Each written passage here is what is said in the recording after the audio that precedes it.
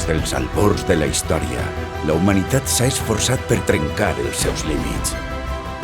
Hem solcat mars, hem pujat als cims més alts, hem conquerit l'espai exterior. I avui, per fi, ha arribat el moment de donar un altre pas decisiu en aquesta evolució. Efectivament, Josep Miquel, estem ací al Perelló, a l'Horta, on avui se va intentar batre el rècord a la tomaca més ràpida del món. L'expectació és màxima, han vingut mitjans de tot el món i així ja està tot preparat per a que arrenque esta prova històrica. Així veiem la tomaca que ja està equipada amb un dispositiu que traçarà la seva posició exacta en cada moment. Atenció, perquè sembla que hi ha moviment. I sí, veiem com s'acosta ja l'agricultor seleccionat, Antonio Campo Campillo. S'apropa a la mata, està molt concentrat, allarga el braç i comença a córrer el crono. Exactament a les 5:38 del matí arranca la prova del segle. La tomaca ja està en la caixa. José Miguel, este és un moment molt complicat perquè és l'hora de pujar a la furgoneta. S'ha d'anar molt en compte perquè és un moviment molt tècnic. Sí, ho ha clavat, són les 5:49 i ja arranca la furgoneta camí de Mercavalència. És un recorregut delicat, s'ha de fer amb molta rapidesa, però també amb molta cura. No pot haver ninguna errada avui. Qualsevol colp en la nostra tomaca podria ser fatal per al resultat.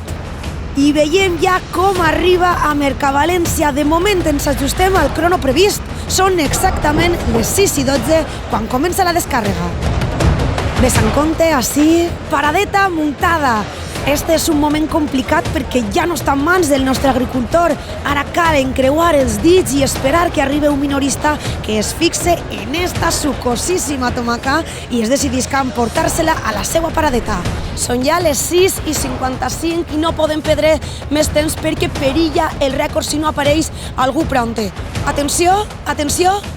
Atenció, s'acosta una senyora, m'informen que es tracta de Mari Carmen Mata de Pera, de Frutas Carmeta, coneguda per el seu ull clínic a l'hora d'escollir les millors peces. S'acosta, veiem com sospesa cada caixa curosament amb la mirada. La tensió es palpa en l'ambient. Sí, efectivament, Carmeta somriu i s'emporta la caixa.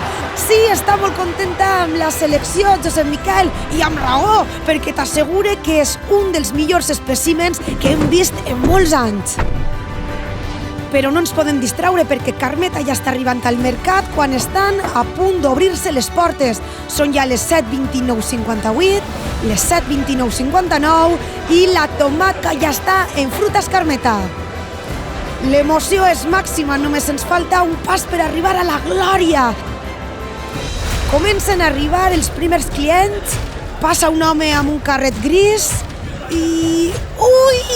Ha passat de llarg! I s'aixeca que veiem que s'acosta per l'altre corredor. Sembla que mira així. No! Algú l'ha saludat i s'ha parat a xerrar. No pot ser, són les 7:36 i no ens podem permetre més errades perquè si no tot aquest esforç no haurà servit per a res. Atenció, perquè s'acosta un jove. Sí, sembla que s'ha fixat en la nostra tomaca. Allarga la mà. I sí, l'ha agafada. Sembla que l'olora. Sí, li agrada el que veu, li agrada el que olora i la compra! Són les 7:39 i este és un moment històric. El crono es para en 2 hores, 1 minut i 20 segons i esta és ja oficialment la tomaca més ràpida del món. Bé, sí, podríem dir que aquest és el somni de la meva vida. Des que era una llavorita que vaig entrenar molt dur, molts dies baix el sol, la pluja... La veritat que és molt sacrificat, però al final, doncs sí, no? Quan arribes fins així, és un honor ser la tomaca més ràpida del món. I ara quin creus que serà el pròxim pas després d'este rècord que pareixia imbatible? Com creus que et menjaran? En una amanida, en un gazpacho, en alguna coseta així més sofisticada? Com que menjar? Que em van a menjar?